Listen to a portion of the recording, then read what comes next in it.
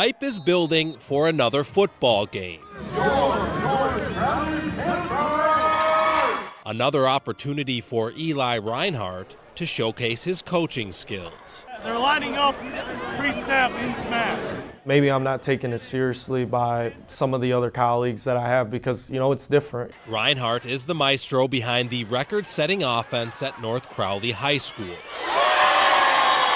The Panthers' offensive coordinator is also one of the few Asian American coaches on football sidelines anywhere. I feel like I have a chip on my shoulder because I feel like there's always something to prove. From my personal experience, it's always been just kind of the seriousness of it.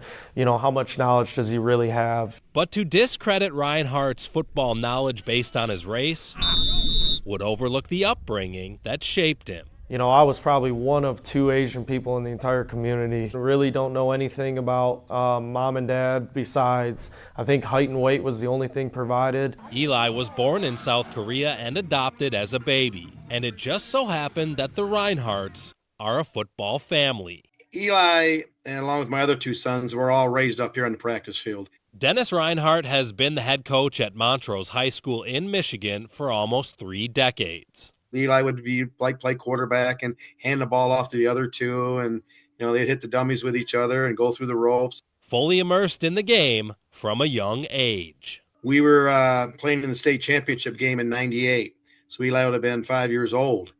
And as I'm leaving the house, he hands me these 4 or 5 sheets of paper, and I still got them to this day. He says, "Dad, I've got some plays drawn up for you." Eli would play varsity receiver and defensive back for his dad. He then joined his dad's coaching staff while he was still in college. He just spent so much time. I mean, he was constantly studying and working and learning the game inside out. Ice! Ice!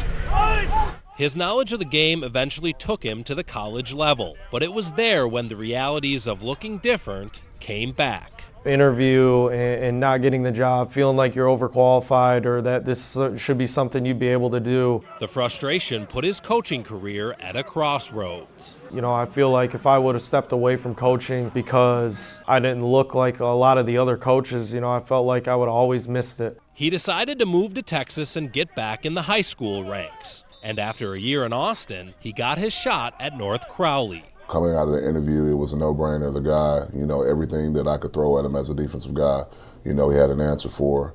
And I knew he was going to be a really good one to have. Reinhardt says he wants his success with the Panthers to be an example to any minority who's thinking about being a football coach.